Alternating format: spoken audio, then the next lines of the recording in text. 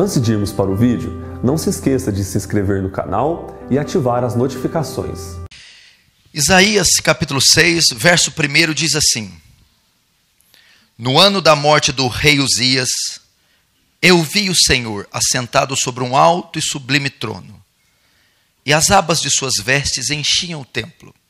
Serafins, que é uma categoria de anjos, estavam por cima dele, do trono. Cada um deles tinha 6 asas. 2 asas eles usavam para cobrir o rosto, 2 asas cobriam os pés, e as demais asas, outras 2 asas, eles voavam. Agora vamos para as palavras dos serafins, o pronunciamento, o que eles diziam, enquanto estavam ali naquele trono tendo aquela visão. E clamavam uns para os outros, dizendo: Santo, Santo, Santo é o Senhor dos exércitos. Toda a terra está cheia da sua glória. As bases do limiar se moveram à voz do que clamava, e a casa se encheu da fumaça. Verso 5, Isaías dizendo: Então disse eu, Isaías, ai de mim, eu estou perdido, porque eu sou um homem de lábios impuros, e habito no meio de um povo de impuros lábios. Por que Isaías disse ai de mim? Eis a razão. Os meus olhos viram o Rei, o Senhor dos exércitos. Até aí. Feche os olhos, mas não feche Isaías 6. Nós vamos discorrer este texto.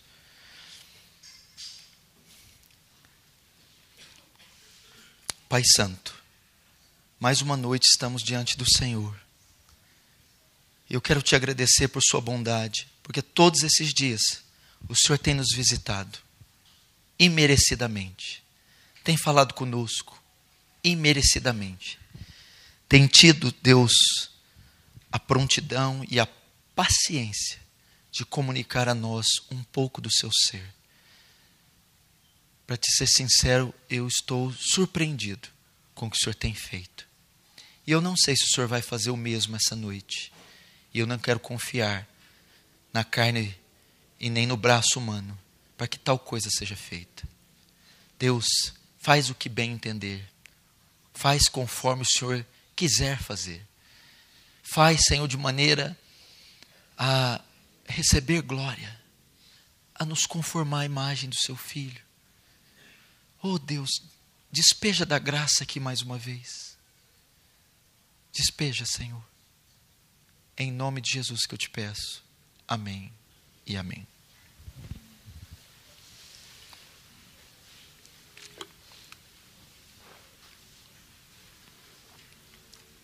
Irmãos, preste atenção. Quero a atenção total de vocês. Talvez você não conheça porque não é tão popular. Pregador norte-americano, teólogo, professor, que faleceu ano passado, R.C. Sproul. Muitos anos atrás, lecionando teologia em uma faculdade de teologia, uma das suas alunas, após a aula, o procura e diz para ele: Professor Sproul, eu quero me abrir com você acerca da minha igreja. Pois não, minha querida? Então aquela jovem diz: Professor Sproul, eu congrego em uma igreja em tal cidade e eu estou muito chateada por algo que tem acontecido. Parece que todos os domingos o meu pastor faz de tudo para esconder a verdadeira identidade de Deus. Parece que o meu pastor não quer que as pessoas se assustem com Deus. E ele faz de tudo para domesticar a Deus. Eu vou ao culto com a intenção de adorar um Deus grande, excelso e poderoso. E o que eu encontro em nossa igreja é um Deus inócuo, é um Deus domesticado, é um Deus dócil e é um Deus mais digno de pena, de dó, de misericórdia, do que de louvor e adoração. E eu acredito que assim seja também na maioria dos púlpitos modernos. Parece que as pessoas não querem amedrontar, os pastores não querem amedrontar as pessoas, revelando a verdadeira identidade de Deus. Ao invés disso, propagam uma caricatura barata de Deus, enquanto o Deus único e verdadeiro fica oculto. Irmão, a teologia em um tempo foi chamada a rainha das ciências, rainha das matérias. E dentro dos postulados da teologia nós encontramos a grande joia, o grande estudo, a teontologia, o estudo do ser de Deus. Há 200 anos atrás, eram os sermões mais pregados nos púlpitos da igreja. Os atributos de Deus, quem Deus é, o que Deus faz, mencionar, ensinar o ser de Deus.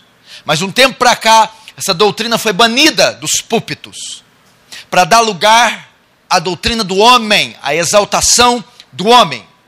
Como eu disse aqui um tempo atrás, numa das primeiras mensagens, o conhecimento que nós temos de Deus, o conhecimento que nós adquirimos de Deus, vai definir o tipo de vida que nós temos. É o conhecimento de Deus que define nossa fé. É o conhecimento de Deus que define como enxergamos a vida. É o conhecimento de Deus que define como nós sofremos, passamos as tribulações.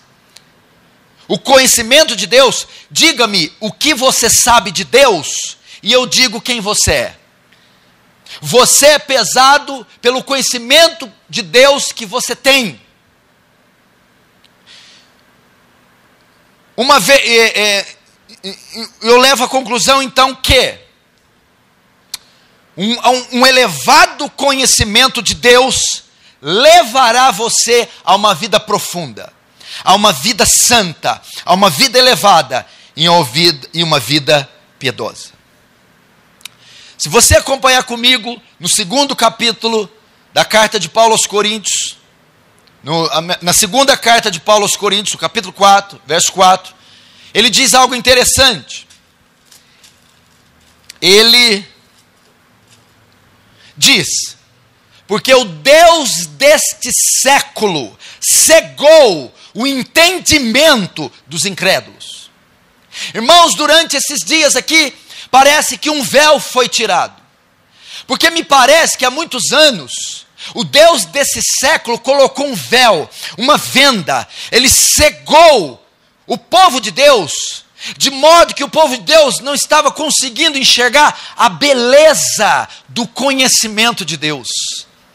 Os atributos de Deus, o encanto do conhecimento de Deus parece que estava velado, oculto, escondido. Então nós não podíamos apreciar isso. Estava oculto. Parece que estávamos cegos a essa riqueza insondável. Então as pessoas não conseguem reparar a glória, a beleza e o valor que tem a pessoa de Deus. Mas essa noite, nesses dias, nós estamos aqui para tirar o véu e redescobrir este ser ímpar, uno, singular, que é o nosso Deus.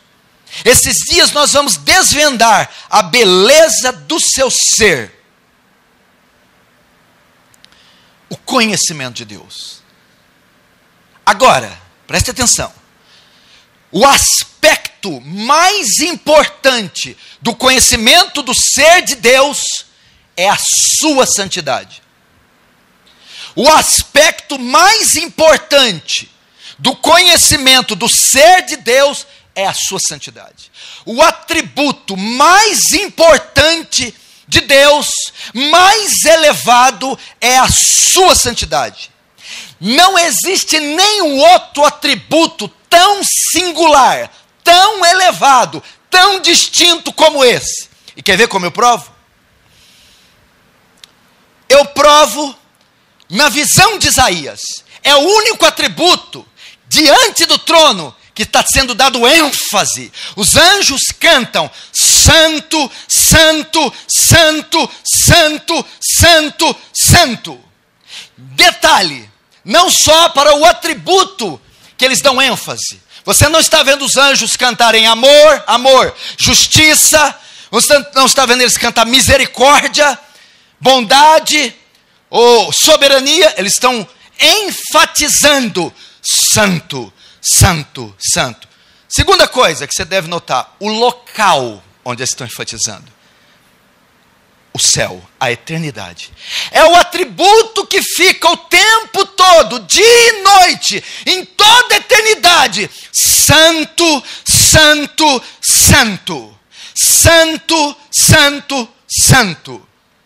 Deus colocou aqui, porque Deus quer mostrar para nós que Ele está dando ênfase neste atributo. Para que nós voltemos os olhos e demos a importância, relevância, quando pararmos diante desse atributo. Porque é esse que Deus escolheu para ser ressoado pelos anjos por toda a eternidade. Sanctus, sanctus, sanctus. A santidade de Deus é o atributo que mais expressa o seu caráter.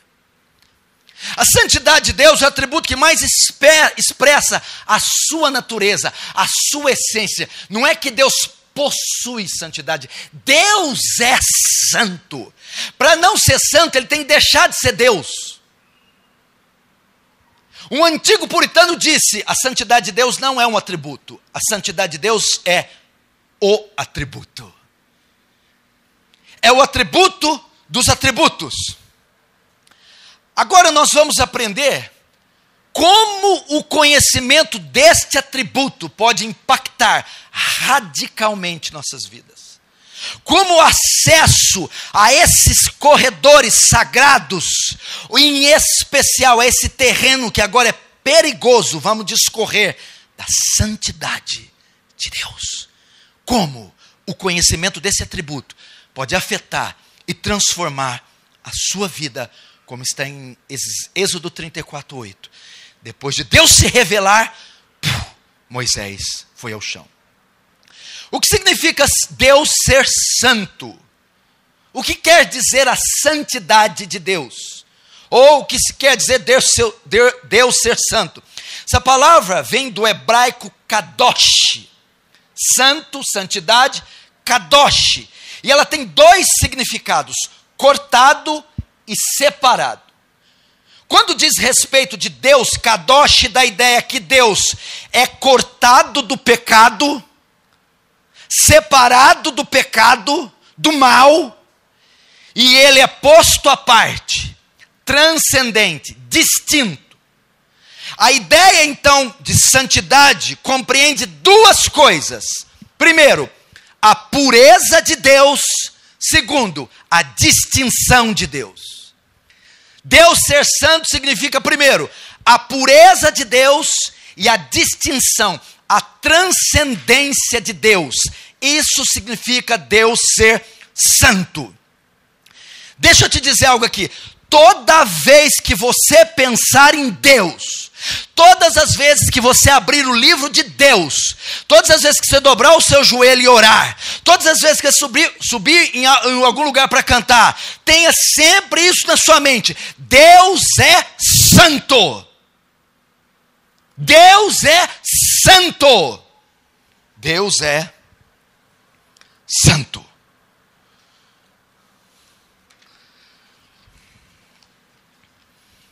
Vamos então para a primeira ideia de santidade, a pureza de Deus.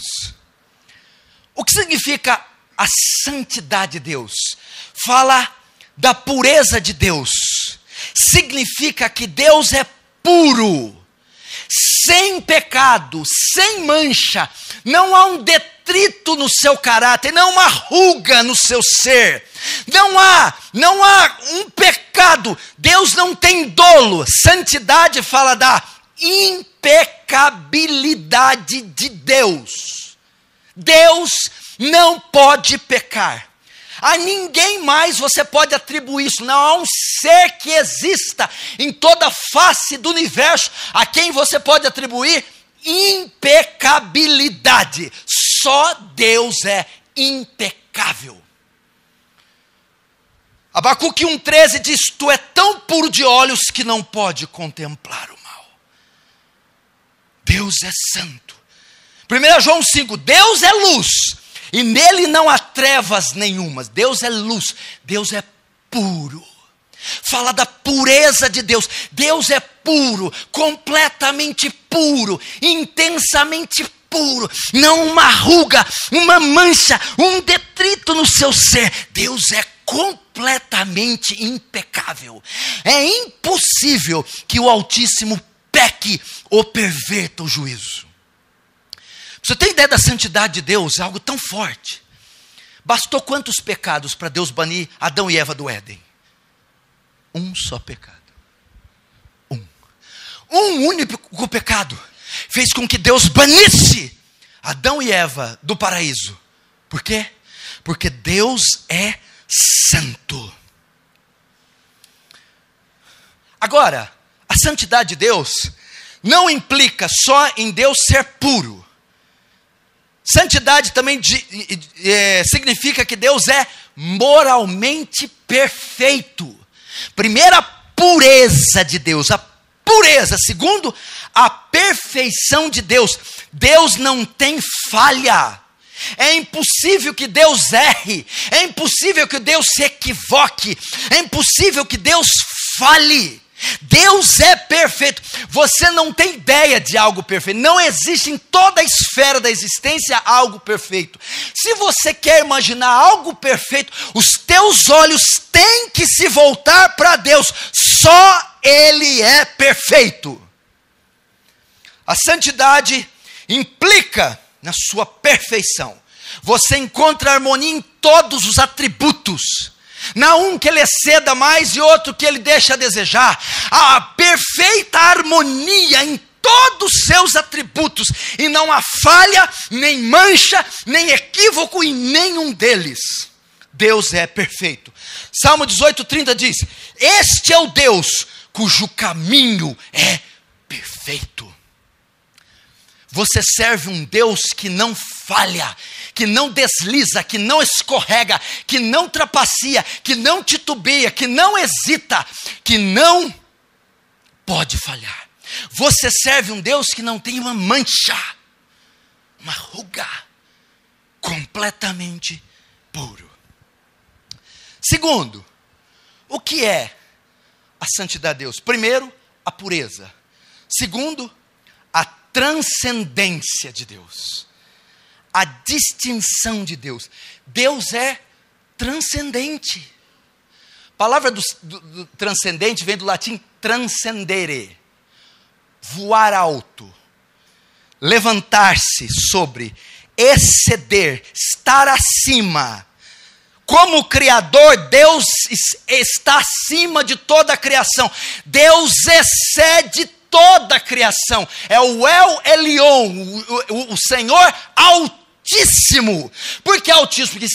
Porque Ele é mais elevado do que qualquer outra coisa. Ele está acima da ordem da criação. Ele excede totalmente a sua criação. Como Criador, Deus é totalmente distinto de cada ser criado. E presta atenção, a distinção de Deus do restante da criação não é meramente quantitativa. É o mesmo, mas maior. Então, Deus tem a mesma essência, mas é maior. Mas a distinção de Deus é qualitativa. É maior e é em qualidade superior. Deus é distinto. Significa que Deus é incomum, invulgar, inigualável. A ideia de distinção, de transcendência é essa. Na categoria de Deus, só existe Ele. Ele não tem quem possa se comparar com Ele. Deus é distinto, meu irmão. Mesmo as criaturas mais perfeitas, vamos usar os serafins, são as criaturas mais perfeitas, que lindas, graciosas, comparadas ao ser de Deus, são micróbios que rastejam dentro do esgoto, porque Deus é incomparável, transcende tudo que existe, é distinto de tudo que existe. Na categoria de Deus, Ele está só, não há mais ninguém que possa se comparar com Ele. Isaías 40:18. A quem, pois, fareis semelhante a Deus?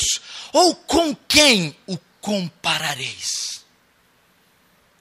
Você serve esse Deus. É o Deus que nós desejamos servir. Agora, isso foi a guisa de introdução. Vamos para o texto. Isaías capítulo 6. Vamos começar com a confrontação. A cena se inicia com Isaías sendo confrontado com a santidade de Deus, que chocou a sua vida. Isaías, o texto começa, Isaías sendo confrontado com a santidade de Deus. O texto começa, no ano da morte do rei Uzias. Que ano foi esse? 739 a.C., 7 séculos atrás. O rei Uzias havia morrido. Ele reinou 52 anos em Jerusalém. O início do seu reinado foi bom, teve prosperidade, mas no final do seu reinado, Uzias pecou. Ele entrou no santuário e ele queimou incenso, e não era permitido para ele, somente o sacerdote poderia ir. Qual foi o pecado de Uzias?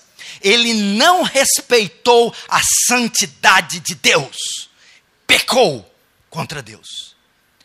Nesse tempo a nação entra numa crise terrível, e Isaías vai ao templo em Jerusalém clamar ao Senhor.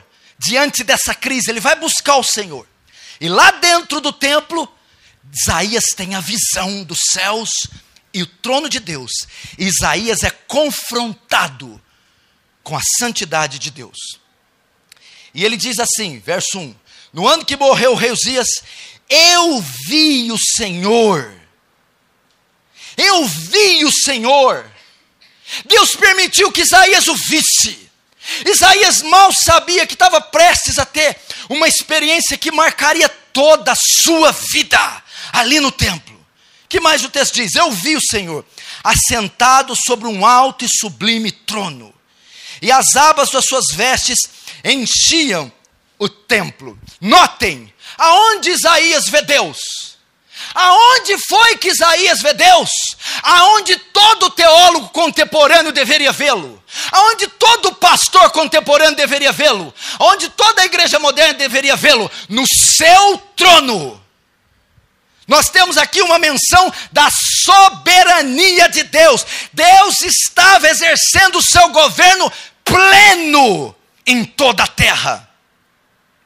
Que mais? Assentado num alto e sublime trono, e as abas das suas vestes enchiam o templo. A ideia aqui era o manto real, como um rei. Qual que é a ideia do texto aqui?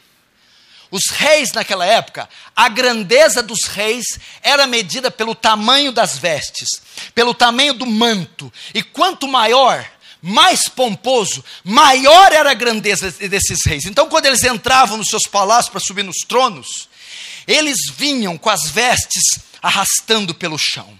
Então o tamanho da veste dá a ideia da grandeza. E aqui Isaías vê este rei, este Deus, e vê o tamanho da veste.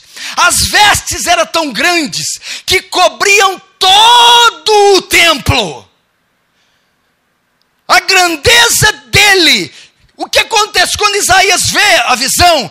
Deus rouba a cena, as vestes dele cobrem todo mundo. Ali Isaías está vendo a imensidão de Deus, a eternidade de Deus, a infinitude de Deus, a incompreensibilidade de Deus, que o templo não pode conter, o universo não pode conter, nada pode conter. É a realeza das realezas, o Rei dos reis e o Senhor dos senhores.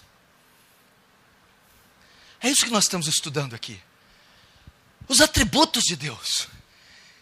E nessa visão, Isaías consegue ver vários deles. Isaías consegue ver a soberania. Isaías consegue ver a infinitude, a eternidade, a incompreensibilidade.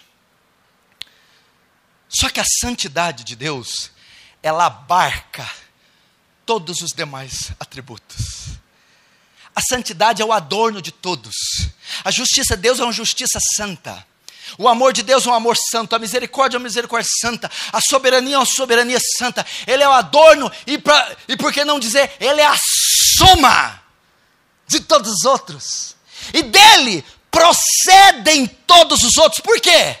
Porque quando eu falo da pureza e da distinção, é um amor sem igual, é um amor sem pecado, é um amor puro e é um amor distinto, é uma justiça inexorável, é uma justiça imaculada, mas é uma justiça distinta. Todos os atributos de Deus são puros, ok? Ou seja, não há mancha, não há erro, e todos os atributos de Deus são elevados, são transcendentes, são inigualáveis e são incompreensíveis. Não é isso que é santidade? Pureza, perfeição e transcendência. O amor de Deus tem falha? Não. O amor de Deus, você compreende? Também não. Por quê? Ele é santo. A justiça de Deus tem dolo? Não. A justiça de Deus, você compreende? Não. Ela é santa. Ela é santa. Ou seja, todos os atributos de Deus são puros, sem falha, e são incompreensíveis, dada o tamanho da elevação. Uau! Todos os atributos são santos. Agora você entendeu por que os serafins ficam santo, santo, santo? Os serafins estão falando a soma de todos.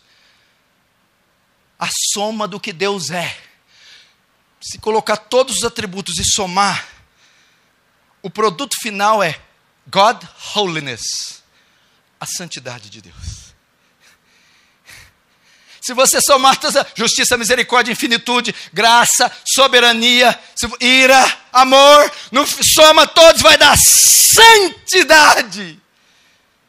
Porque todos os atributos são incompreensíveis e todos os atributos são sem pecado. Agora vamos ver a visão dos serafins. O que os serafins viram? Vamos ver. Esse texto, irmão, nos dará a maior demonstração da santidade de Deus. Não existe outro texto tão compactado que revele com tanta grandeza a santidade de Deus. Você quer conhecer a santidade de Deus? Se debruce Isaías 6 e discorra desse texto.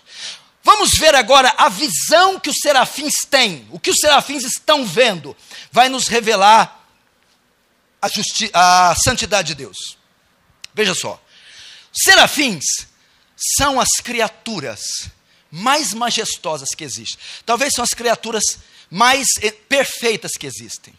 Por quê? Dado a proximidade que elas estão do trono de Deus. São as criaturas, os seres criados que mais se aproximam do trono.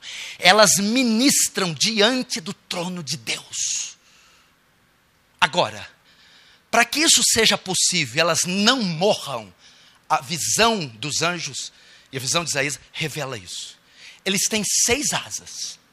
Com 2 cobrem o rosto, com 2 cobrem os pés e com 2 voam. por que que eles cobrem o rosto? Porque o trono que está ali, irmão, a glória que fulgura dali, a luz que emana dali, a radiação de santidade que sai dali, é tão intensa que eles não podem olhar. E eles cobrem o rosto. Porque se eles contemplarem a santidade de Deus, eles caem mortos. Eles não podem ver. É como se eu levasse você numa nave espacial próximo ao sol e dissesse: abra os olhos. Você seria fulminado, torrado, cegado na mesma hora. Pois quem está ali brilha infinitamente mais em glória do que o sol. E os anjos não podem ver, porque se verem, caem mortos. Que mais que os anjos, que Isaías está vendo dos anjos? Com as outras duas asas eles cobrem os pés. Por que eles cobrem os pés? A chave para interpretar esse texto é Êxodo, quando Moisés sobe no Monte Sinai, Deus desce naquele monte e aquilo se torna a morada temporária de Deus. Moisés vai entrar, Deus, tira os sapatos, a terra que pisa é santa. O que é isso? Tem uma linha ali, ó. Moisés, dali para cá, dali para lá são vocês, criaturas finitas, mortais. Daqui para cá é uma dimensão que pertence a mim. Os anjos cobram os pés para mostrar que diante daquele que está sentado são criaturas, seres criados, débeis, são seres pequenos, falta de valor, insignificância. Eles cobrem os pés para mostrar a indignidade deles. Então eles encolhem, duas asas aqui e duas nos pés. Diante da santidade de Deus, não há quem consiga estar digno. Não há dignidade nenhuma. Você é reduzido à vergonha e ao opróbrio. E aqueles anjos estão completamente com vergonha.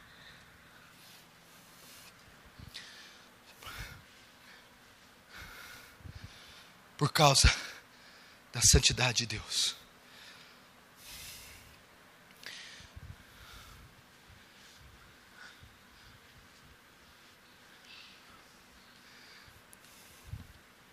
Os serafins estão diante da soma de tudo que Deus é.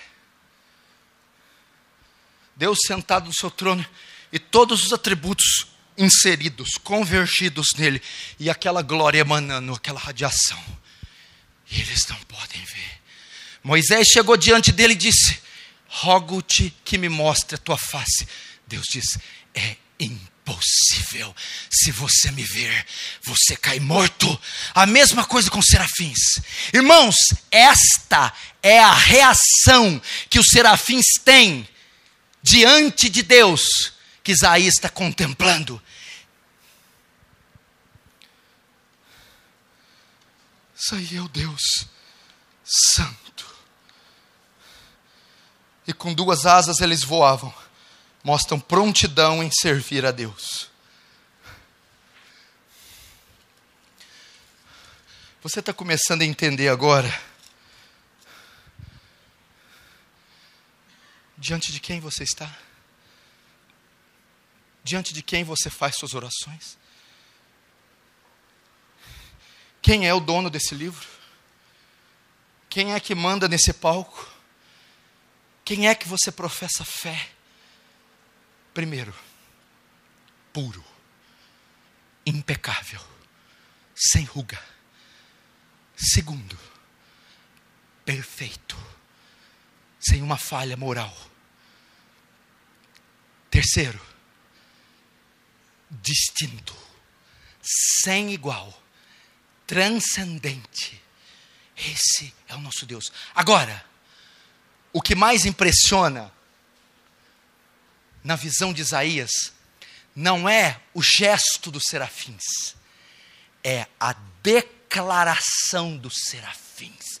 O que mais espanta, e já é espantoso, a atitude dos serafins de cobrir o rosto e os pés, o que mais impressiona é a fala. É o chamado trisságio angelical. Verso 3. E clamavam uns para os outros, dizendo: Santo, Santo, Santo é o Senhor dos exércitos. Toda a terra está cheia da sua glória. O que é mais admirável não é a atitude, é a mensagem dos serafins, é a tripla repetição: Santo, Santo, Santo. Irmãos, isso aqui não está aqui em vão. Irmãos, na língua judaica, na linguagem escrita ocidental, quando você quer dar ênfase numa palavra escrita, você quer dar ênfase numa palavra, num livro escrita, você põe aspas, negrito, tudo maiúsculo, colchetes, parênteses, para dar ênfase. No hebraico não é assim. Quando quer dar ênfase em uma palavra, repete. Por isso você vê em Provérbios repetindo. Por isso você vê Jesus diz: em verdade, verdade vos digo. Quer dizer que aquela parte é importante. Este é o único atributo da Bíblia que é elevado ao terceiro grau de repetição. Você não vê na Bíblia: Deus é amor, amor, amor. Você não vê isso. Deus é bom, bom, bom. Deus é justo, justo, justo. Mas a santidade de Deus é o único atributo que você ouve dizendo: Deus é santo, santo, santo, 3 vezes santo, triplamente santo, intensamente santo.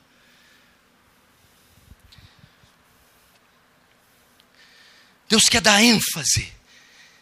É o único atributo em toda a Escritura elevado ao terceiro grau de repetição. O que é isso?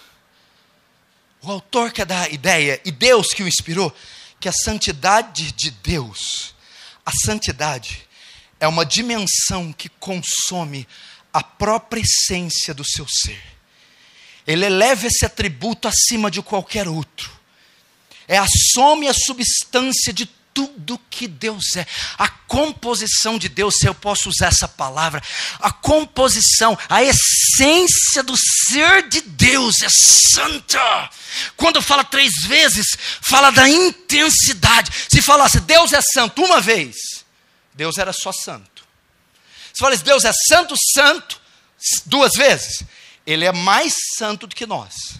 Quando fala Deus é santo, santo, santo, fala que Ele é intensamente santo, coloca Ele num nível inatingível, inalcançável, onde só Ele é santo, como é santo.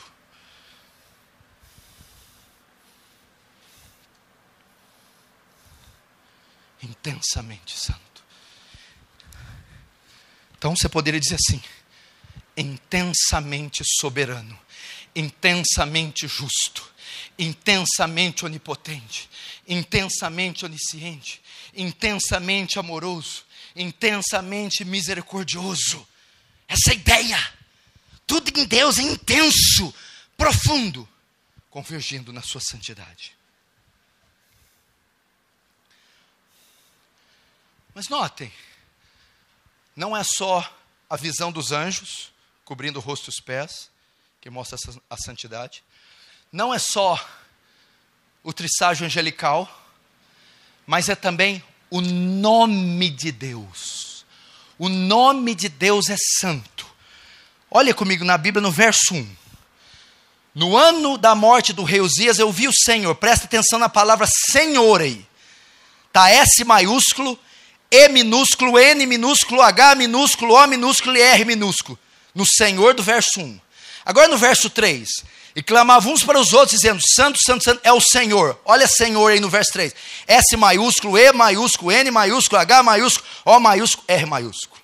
Você viu? Senhor no verso 1 é o S maiúsculo e tudo minúsculo. Senhor no verso 3 é tudo maiúsculo. O autor e o escritor sabia o que estava fazendo. Ele quer fazer uma distinção de uma coisa para outra. Eu estou falando que agora o nome é santo. No verso 1, a palavra hebraica para Senhor é Adonai, o Deus soberano. A palavra Senhor, que está no verso 3, ela está associada à declaração dos anjos. Santo, santo, santo. A palavra Senhor, com tudo maiúsculo, não é Adonai, é Iavé. O que é Iavé? Iavé é o nome que Deus deu para Moisés no Sinai. E aquele nome, Iavé, é santo. Agora você entende o terceiro mandamento do decálogo. Não tomarás o nome de Deus em vão. Por quê? O nome Senhor, tudo maiúsculo, Iavé, que está ligado à declaração dos serafins, é um nome santo. O judeu ortodoxo leva isso tão a sério, que ele, quando ele quer falar Deus, ele não pronuncia Iavé. Porque ele tem medo de macular, corromper esse nome santo com seus lábios impuros. Quando ele vai falar Deus, ele fala Adonai. Ele não fala eu sou. Porque ele pensa, eu posso estar violando o terceiro mandamento. Não tomarás o nome de Deus em vão. Como? Falando ele de modo impróprio, com a minha boca suja. Meu irmão, Isaías 57,15. Porque assim diz o alto e sublime, que habita na eternidade, e cujo nome é santo. Êxodo 27. Não tomarás o nome do teu Deus em vão, porque o Senhor não terá por inocente quem tomar o nome de Deus em vão. Irmão, quantas vezes você já chutou o balde com o nome de Deus? E olha a importância que ele dá. O que significa isso? Que o nome de Deus não pode ser pronunciado de forma imprópria. O nome de Deus não pode ser dito de maneira frívola. Você tem que ter cuidado com o nome de Deus. O nome de Deus deve ser pronunciado com zelo, respeito, porque Ele é santo. Você não pode fazer piada usando o nome de Deus. Você não pode. O nome de Deus não pode estar relacionado a coisas triviais, a coisas frívolas, a piadas. O nome de Deus não pode estar envolvido a algo que não eleve a sua santidade. Porque Ele é santo. Ele é santo. Você tem que ter cuidado com Ele. Principalmente no Oriente, no povo hebreu. O nome, ele carrega muita importância. Por quê? O nome está intrinsecamente ligado à pessoa. Assim como é o nome, é a pessoa. Então, quando eu estou mencionando o nome, eu estou fazendo menção da pessoa. Então, eu não posso, meu irmão, fazer menção de um ser distinto, incompreensível, soberano, justo, fiel, de qualquer maneira, porque esse nome é santo. Eclesiastes 5:2. Não te precipite com a tua boca, nem com o teu coração se apresse a pronunciar palavra alguma diante de Deus. Porque Deus está nos céus e tu estás sobre a terra. Portanto, sejam poucas as suas palavras. Cuidado. Esse versículo ensina que você deve se preparar ao abrir a sua boca diante de Deus. A ideia é que é assim, ó.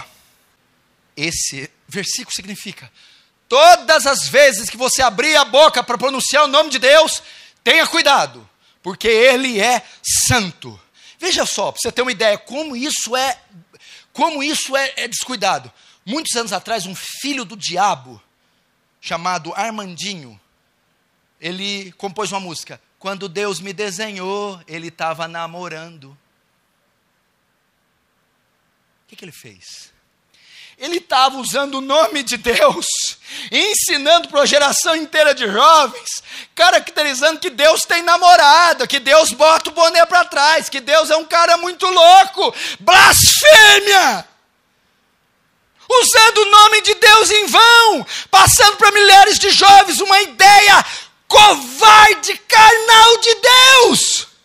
Xuxa, o cara lá de cima, ela se pronunciava diante de Deus assim, tratando Deus com ele, o cara lá de cima, não tendo zelo com o nome de Deus, cuidado com o nome de Deus, e passando para milhões de crianças a imagem de um Deus irreverente, carnal. E sabe o que é o pior? Os cantores gospel estão fazendo a mesma coisa quando eles compõem aquele lixo em nome de Deus. Eles também estão tomando o nome de Deus em vão, colocando Deus naquelas letras asquerosas. Estão tomando o nome de Deus em vão.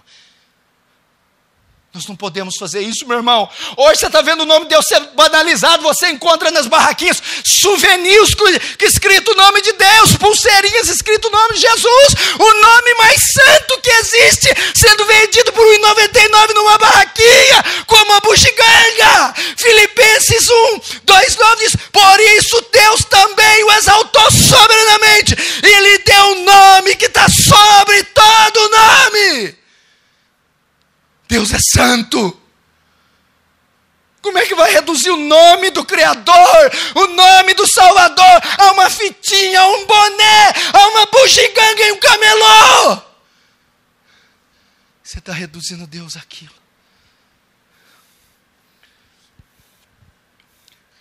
Vocês já viram o logotipo que tem no Defesa do Evangelho? Deus é e vários nomes. Não já viram? Fizeram: pastor, faz uma camisa dessa para vender. Eu falei: o quê? E eu vou contrariar o que eu estou pregando? Eu vou vender camisa com os nomes de Deus? Não. O nome de Deus não é feito para ser comercializado. É feito para ser temido. Por que eles fazem isso? Porque não conhecem sua santidade. Não conhecem os seus atributos. Salmo 111:9. Santo e tremendo é o seu nome. O nome de Deus é santo. Por que fala do nome? Quando fala do nome de Deus, diz que ele é santo. Porque o nome está ligado à pessoa. E quando se diz o nome, está dizendo da própria pessoa.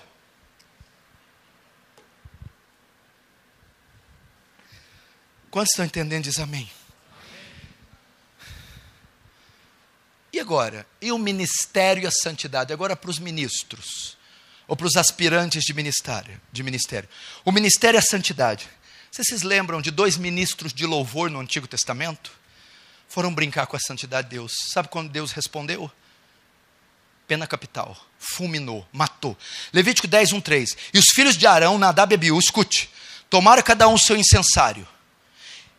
E colocaram neles fogo, e colocaram incenso sobre eles, e ofereceram fogo estranho perante o Senhor, que não lhes ordenara. Então saiu fogo diante do Senhor, e os consumiu, e morreram perante o Senhor. Agora qual foi a causa de Deus se matar? Escute! E disse Moisés a Arão, e isto é o que o Senhor falou, dizendo: mostrarei minha santidade através daqueles que se chegarem a mim, e serei glorificado diante de todo o povo. Porém Arão calou-se. Você quer que eu resumo o que Deus quis dizer aqui? Para esses 2 perversos, o historiador Flávio Joséfo diz que eles estavam bêbados. Não só ofereceram ervas estranhas, que era proibido, mas estavam bêbados. Subiram no altar e começaram a oferecer fogo estranho. Olha o que Deus diz para ele: minha santidade será conhecida entre o meu povo através dos ministros, pela reverência que eles têm, pela santidade e respeito que eles têm à minha santidade. Ministros, vocês têm que ser santos. Nós ministramos diante de Deus. É óbvio que agora está instaurado o sacerdócio universal dos crentes. Todos ministram diante de Deus. Mas para aqueles que são separados, meu irmão, a cobrança é mais elevada.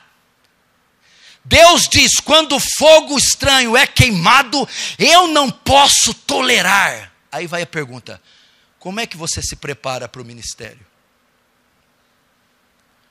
Como é que você zela pela santidade de Deus? Lembra de usar a arca? estava em Israel na época de Saul. Os filisteus roubam a arca. E ela está agora em Querite Jearim. Davi sobe no trono. E Davi, eu quero a arca de volta. Símbolo da presença de Deus, a arca da aliança.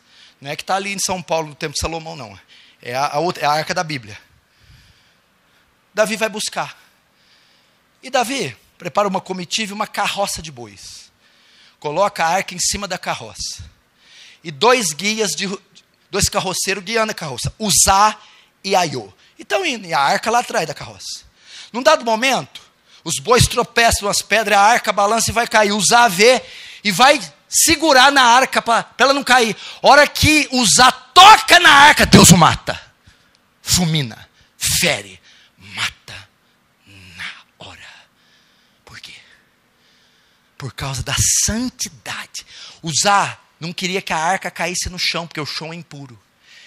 Uzá julgou que o chão era mais impuro do que a sua mão. E a hora que ele toca na santidade de Deus, com a mão impura, Deus o mata. Por que Deus o matou? Por causa da sua santidade. Irmãos, como você tem tocado, como você tem entrado nos átrios do Senhor, como você tem entrado no santo dos santos. Será que é uma história fictícia? Eu estou ficando louco? Será que é para encher sermão e encher uma grade de um acampamento? Ou isso aqui é sério e verídico?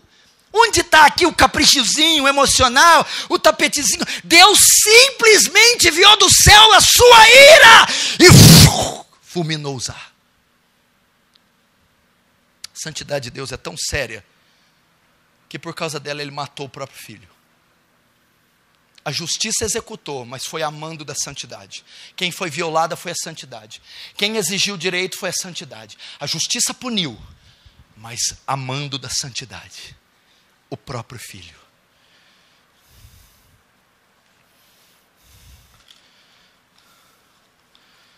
O sacrifício que você oferece para Deus é santo? Malaquias 1, 6, 8. Só escute, você vai entender. Malaquias 1, versos 6 e 8. A vós, ó sacerdotes, que desprezai o meu nome, e vós dizei, em que temos desprezado o seu nome? Ofereceis sobre o meu altar pão imundo, e dizeis, em que te havemos profanado?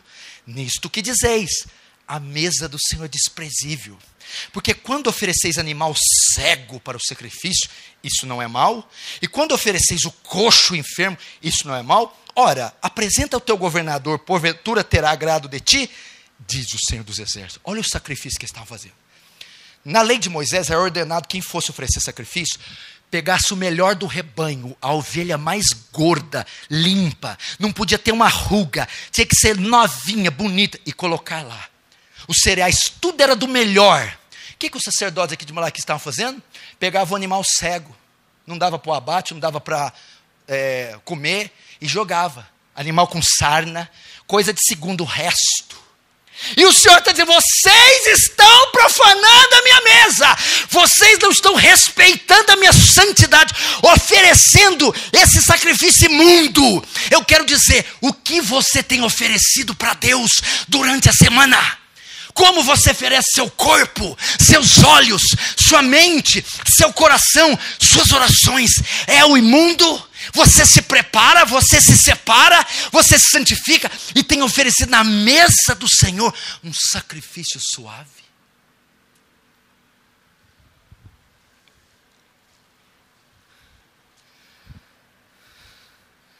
Irmãos,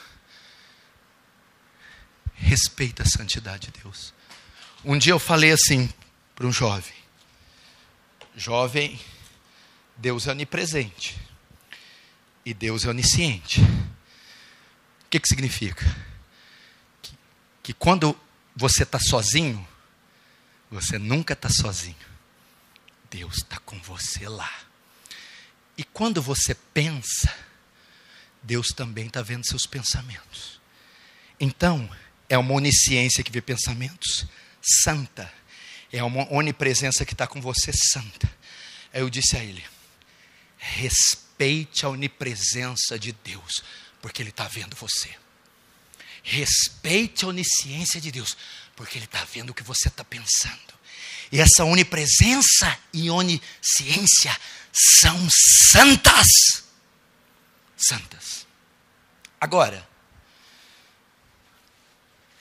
vamos ver a resposta de Isaías à santidade de Deus. A nossa resposta aos atributos de Deus. A nossa resposta ao ser de Deus. Primeiro, a matéria inanimada responde à santidade de Deus. Veja só, verso 4. E as bases do limiar se moveram à voz do que clamava, e a casa se encheu de fumaça. Duas matérias aqui, batentes, pilares e fumaça. Irmãos, diante da santidade de Deus, irmão, diante da glória que estava estampada, que estava repousada, manifestada, objetos inanimados tremeram, responderam, o chão, houve um abalo sísmico, e a fumaça, a Shekinah de Deus, encheu o templo. E é inacreditável que tem crentes que se ficam inertes diante da presença de Deus. A matéria inanimada reagiu, ela não se conteve, ela tremeu. Eu não disse ontem que Ele é soberano sobre a matéria inanimada? Granizo, árvores, água, fogo. Aqui os batentes, os pilares, a fumaça entrou. Houve uma convulsão celeste diante da santidade de Deus. Irmão, é isso que eu quero dizer. Diante dessa glória revelada, até o inanimado reage. Agora vamos ver a reação dos homens. Verso 5. Então disse eu, ai de mim, eu estou perdido, porque sou um homem de lábios impuros. Até aí. A reação que os homens têm diante da glória de Deus, diante dos atributos de Deus, diante da santidade de Deus, convicção da sua realidade. Isaías, quando vê a glória de Deus e a santidade de Deus, Isaías profere um ai. Ai de mim! O que é um ai? Isso aqui tem muita importância. Isaías era um profeta. E os profetas eram oráculos de Deus. Eles iam para trazer a mensagem de Deus. E os profetas profetizavam 2 oráculos. Um oráculo de bênção, que é o bem-aventurado. Quando Deus dizia através dos profetas, assim diz o Senhor, bem-aventurado és tu. É um oráculo de bênção. Deus está abençoando aquele lugar. E o segundo oráculo era o oráculo de maldição. É quando ele dizia, ai. Ele está lançando uma maldição sobre a nação. Você vai encontrar isso em Apocalipse, quando o anjo diz, ai, ai, ai dos moradores da terra, por causa da 5ª trombeta. Aqui, Isaías profere um oráculo de maldição contra si próprio. Ele diz, ai de mim, Isaías está dizendo, maldito seja eu. É isso que ele está dizendo. Maldito seja eu.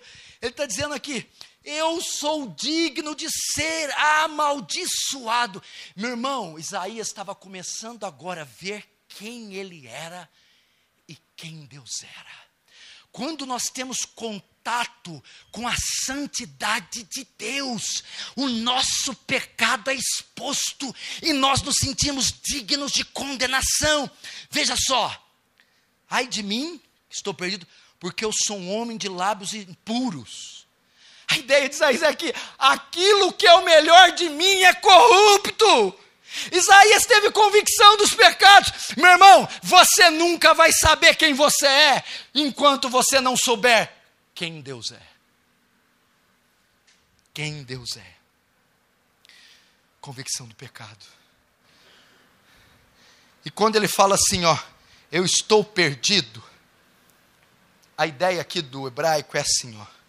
Eu estou, a versão King James diz, eu estou desfeito. E a tradução mais profunda, eu estou desintegrado. O desintegrado aqui, a ideia que Isaías, pela sua descendência profética, era que ele era um dos homens mais íntegros de Israel. Quando ele tem acesso à santidade de Deus, ele diz: ai de mim, eu estou desintegrando, eu estou me desfazendo, toda noção de bondade está caindo por terra, toda noção de justiça, eu estou me desconjuntando, me desfazendo.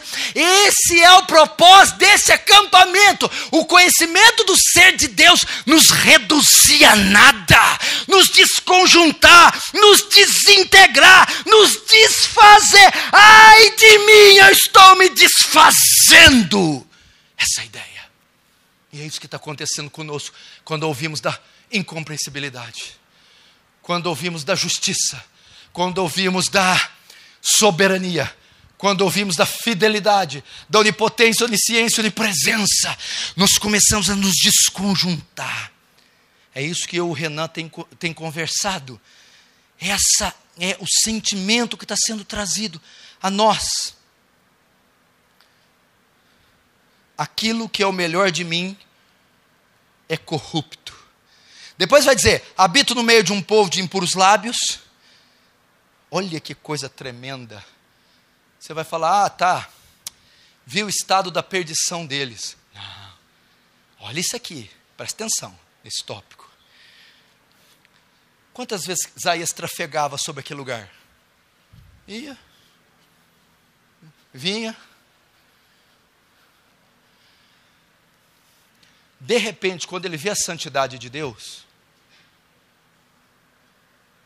aquilo ali eu não tinha percebido. E aquilo ali? E aquilo ali? Meu Deus! É exatamente o que esse encontro está promovendo. Quando você tem acesso ao descortinar do ser de Deus, a sua cosmovisão muda, a sua visão da vida, a sua visão das coisas mudam. Você diz: meu Deus, que sociedade perdida, olha as coisas como estão, as escamas caem e tudo muda na sua vida. É isso que está acontecendo aqui. É isso que Deus está fazendo aqui. Foi isso que aconteceu com Isaías. Qual foi a razão? Os meus olhos viram o Rei, o Senhor dos Exércitos. Agora Isaías vê Isaías como ele realmente é. Agora Isaías vê Isaías como Deus vê.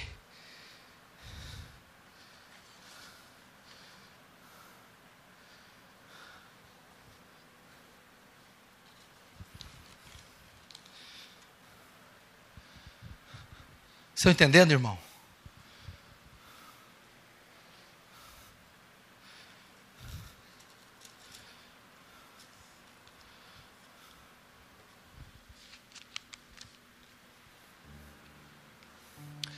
Isaías disse: esta é a nossa resposta diante da santidade de Deus.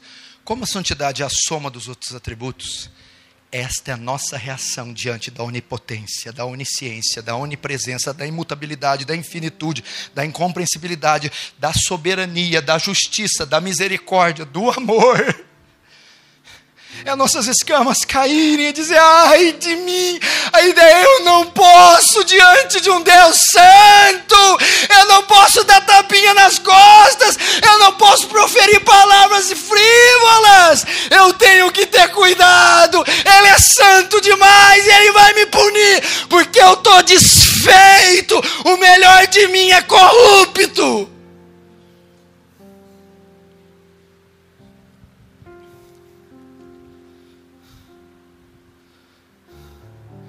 Porque somos uma geração triunfalista?